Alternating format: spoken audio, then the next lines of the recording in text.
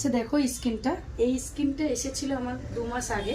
স্কিনটা আসার আগে দেখেছিলাম পুরো একনি ভর্তি ছিল আর পেকে পেকে গিয়েছিল। তো ওর কাছ থেকে শুনে নি ও কতদিন পরে এসে মানে ফিডব্যাকটা শুনি কেমন রেজাল্ট পেয়েছে।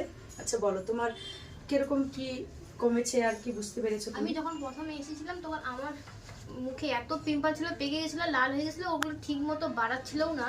দিদির এখানে এসে হাইড্রিয়া ফেশিয়াল করার পর কিছু প্রোডাক্ট দেওয়ার পর বাড়িতে ওগুলো ইউজ করে তারপর আমার অনেকটা কমে গেছে। এখন শুধু কিছু কিছু আছে আর একটু একনি একনি কমে গেছে, দাগ আছে, শুধু দাগগুলো আছে আর হালকা আছে। হালকা আছে। হ্যাঁ, আর তোমার কি মনে হচ্ছে কমবে পুরোটাই? হ্যাঁ অবশ্যই কমবে। এতদিন অনেক ইউজ কত জায়গায় গিয়েছিলে? আমি এর আগে অনেক অনেক জায়গায় গেছিলাম, অনেক ক্রিম লাগাইছিলাম, বাট আচ্ছা, আচ্ছা। তারা মনে হয় বেশি করে দিয়েছে। দিদির কাছে আসার পর অনেকটা রিভিউ পেয়েছি আমি ভালো। থ্যাংক ইউ আমার কাছে আসার জন্য। নেক্সটে চাইবো আমি বলবো তোমায়। আচ্ছা কোনো ব্যাপার না।